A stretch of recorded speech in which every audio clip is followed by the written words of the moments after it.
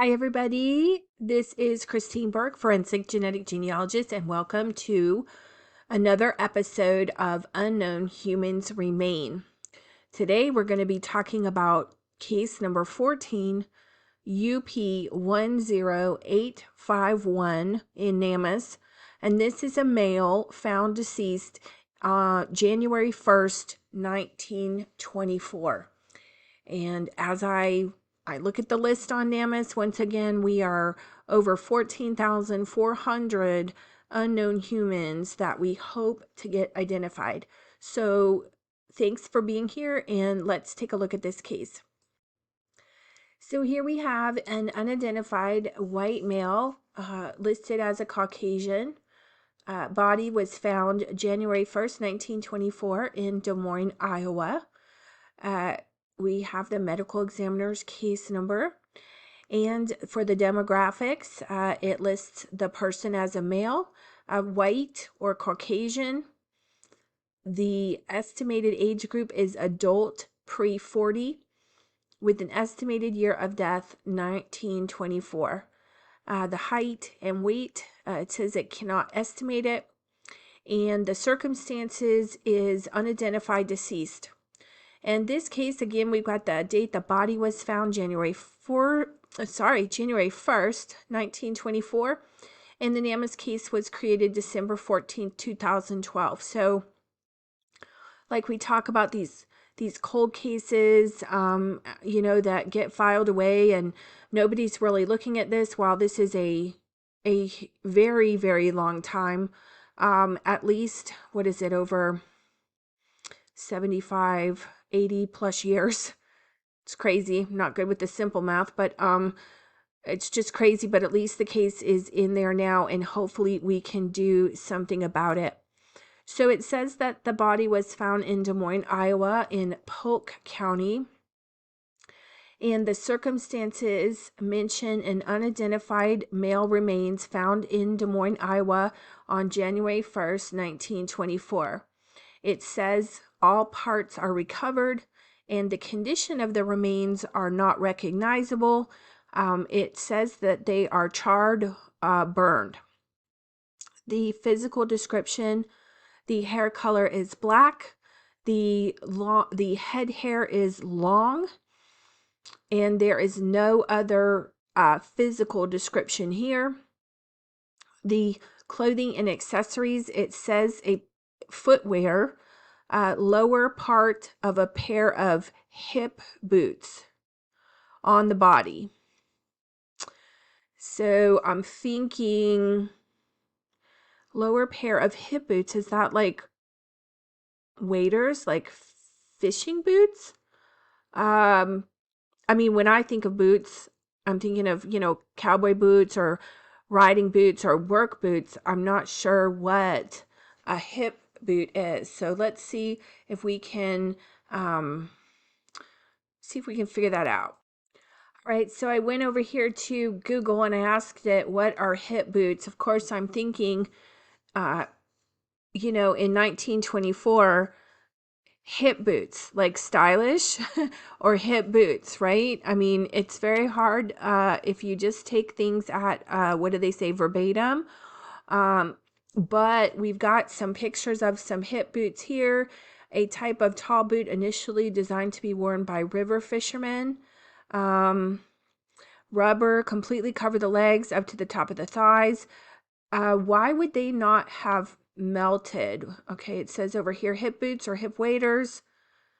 Typically made of rubber, PVC, nylon, polyester, wool, cotton, and foam. Warmth and comfort. So, got all kinds of pictures here. I wonder if hip boots, what did I say, 1924? Vintage waders. Okay. I don't know how old they are. Randolph hip boots. Just looking, vintage 1924 hip boots. Yeah. Oh, here's a rubber boot application. I don't know. I don't know what that is, but oh, there's a boot here. This is a patent for a boot. Interesting. I don't know what it's going to be used for. Let's see. Useful rubber boots. Wading boots, hip boots. Okay.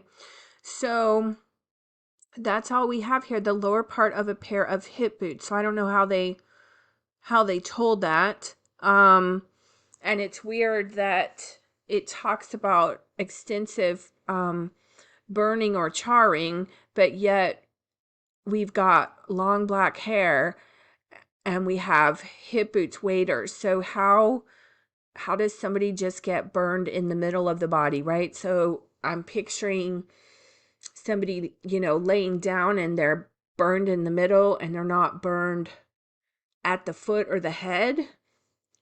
Kind of strange, yeah?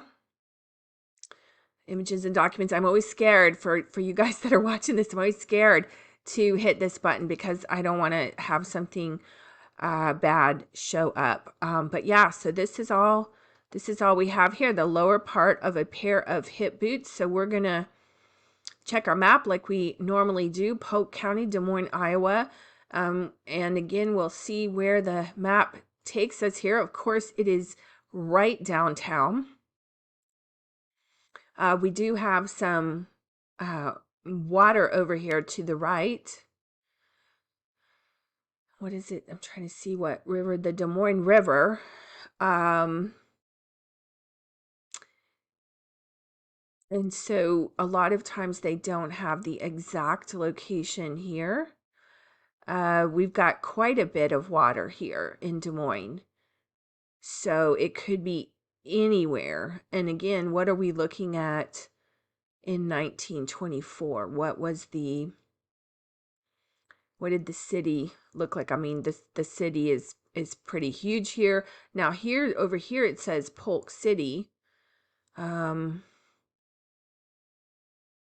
We just don't have anything else for you guys that are listening. I'm looking on the map and Des Moines is huge. We've got Saylorville Lake, which is very big to the north. Looks like the water comes through in several parts of the town. We got the Raccoon River on the southwest side. We've got the Des Moines River on the southeast side. I mean, it does run near town. So if this our map location is correct, it is in the middle of Locust Street, which is about 1, 2, 3, 4, 5 blocks from the water, 5 blocks from the river downtown. So who knows? And we don't know, this would be to look at the map from 1924 and see what Des Moines looked like. And again, we don't know if this is the exact spot, but that's really all we have here is those rubber boots, which is very interesting. The body was found in January. I don't know what the weather was like. Are they fishing in January? Seems like it would be a little cold. And we don't have exactly the description. And the long black hair is interesting. It says, my first thought, it says not found on tribal land. So we don't know. Pre-40s, adult male, Caucasian. And that's about it. Not too much else here to go on.